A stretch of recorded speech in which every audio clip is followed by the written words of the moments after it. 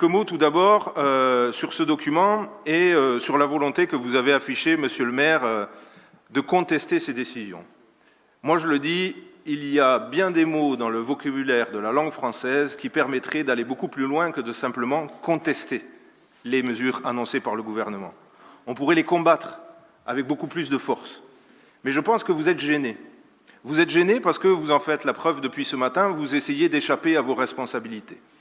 Vous essayez d'échapper à la responsabilité qui est la vôtre, d'avoir toutes et tous sur ces bancs, que vous soyez soutien de Renaissance, soutien de l'ex-UMP et des Républicains, eh bien, soutenu les candidats qui aujourd'hui forment ce gouvernement.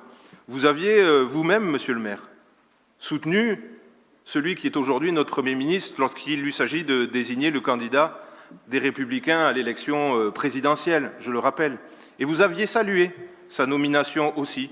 Et vous aviez dit que notre pays avait besoin de mesures fortes et courageuses pour redonner à la France toute son autorité et pour réduire la dette de notre pays. Malheureusement, il vous a écouté, mais visiblement pas dans le bon sens. Ou en tout cas, on ne le partage pas. Ce gouvernement, c'est donc bien celui de vos familles politiques. Et moi, j'ai été très attentif à ce qu'a dit M. Briand en conclusion de son intervention. Il a dit que finalement, toute autre solution que ce gouvernement mettrait la France en danger et dans une situation de ruine. Mais c'est tout l'inverse, en fait. Parce que le gouvernement et les gouvernements précédents que vous avez soutenus, parce que oui, mesdames et messieurs élus, vous êtes toutes et tous engagés politiquement, et vous avez fait des choix au moment des scrutins, des choix qui ont impacté la ville de Toulouse. C'est pour ça que j'en parle à ce moment-là. Eh bien, ces choix, ce sont ceux qui ont permis aux gouvernements qui se sont succédés d'amener notre pays au bord de la ruine. Et ce n'est pas la gauche qui n'est pas aux responsabilités depuis un grand nombre d'années, vous le savez, dans notre pays, qui a conduit à ce qu'on en arrive à cette situation. En termes de méthode, un regret. Et M. Briand a évoqué cette question-là. Nous connaissons toutes et tous l'instabilité dans laquelle se trouve le gouvernement. Et nous avons toutes et tous la sensation que du jour au lendemain, celui-ci pourrait tomber. Alors, ce n'est là qu'une sensation, je vous l'accorde. En revanche, nous avons une certitude, c'est qu'il y aura un projet de loi de finances avant la fin de l'année. Et nous avons cette certitude qui nous aurait permis de pouvoir imaginer ne pas adopter ce budget dans la temporalité dans laquelle nous l'adoptons aujourd'hui. Parce que l'exercice auquel nous nous livrons est un exercice qui, ma collègue Michèle Bleuse l'a dit, nous conduit à adopter un budget insincère, puisque nous n'avons à ce stade aucune certitude, aucune, sur les contraintes qui pèseront sur notre ville. Et nous aurions pu décaler l'adoption de ce budget, oui, décaler l'adoption de ce budget et en profiter pour travailler toutes et tous, et je dis bien toutes et tous, majorité et opposition, dans une forme de grand séminaire, dans une forme de grande discussion, à essayer de partager comment est-ce que les contraintes qui pèsent sur notre collectivité, parce qu'elles existent et qu'elles sont réelles, pouvaient être dépassées. Dans ce cadre-là, je dois vous le dire, et vous me permettrez ces quelques mots, depuis ce matin, vous avez été nombreux à évoquer les situations des autres collectivités. Mais ne vous trompez pas.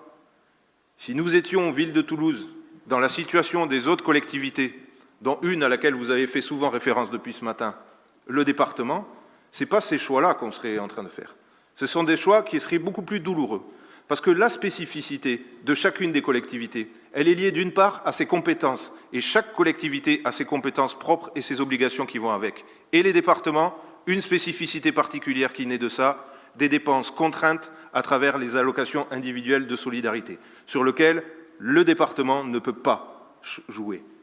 Deuxième spécificité des autres collectivités, et qui n'est pas une spécificité qui est connue ici à Toulouse, la capacité de maîtriser ses ressources. Les conseils départementaux ne maîtrisent pas leurs ressources.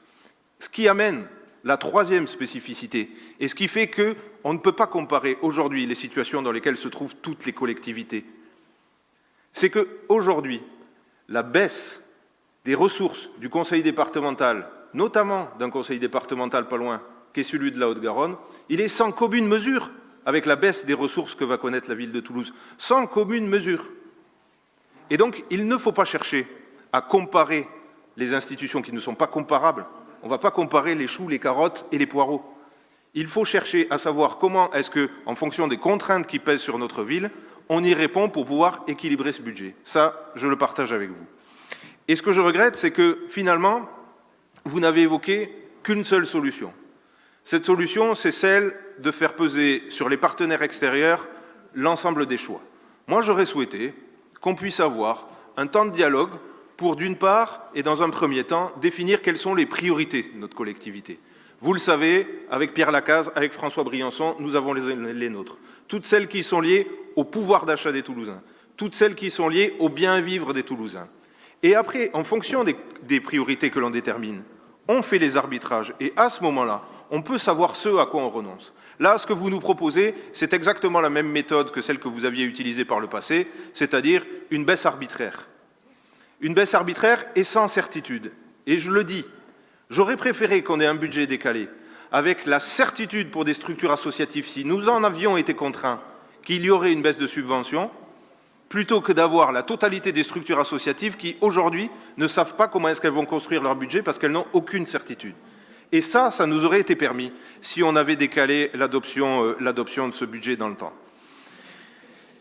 Et cette attention vis-à-vis des Toulousains les plus fragiles, elle est à mon sens d'autant plus importante que l'on voit que dans ce budget, ce qui progresse, c'est avant tout ce que les Toulousains du quotidien payent. Vous l'avez dit, Monsieur Briand, les produits des services, les cantines, les centres de loisirs, les crèches, qui sont en augmentation, plus 4%. Ce que certaines et certains considèrent comme un impôt déguisé au regard du volume financier qu'il a pris désormais, les forfaits de post-stationnement, qui sont là aussi payés par l'ensemble des Toulousains.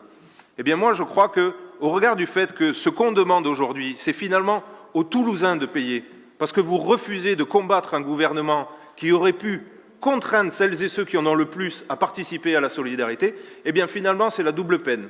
Les Toulousains qui payent les services et les Toulousains qui auront moins de services demain. Et ça, je crois que vous ne pouvez pas échapper à cette responsabilité qui est la vôtre à travers votre soutien politique. Et puis enfin, un regret. Rien n'est inscrit en termes de sens. Finalement, les impacts budgétaires, ils ne sont pas inscrits dans ce projet de budget puisqu'il est insincère, puisque vous n'avez pas pris en compte les baisses de dotation, puisque vous n'en connaissez pas à ce stade le montant.